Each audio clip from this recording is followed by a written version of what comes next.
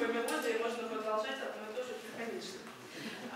И очень часто и для танцев и вообще курштабеллы объединяются в сеты, то есть похожие по ритму, по мелодии курштабеллы соединяются один за другим по 2, 3 и больше. И таким образом даже сейчас современные певцы, которые поют киевские песни, очень часто их объединяют и включают в свои исполнения номера.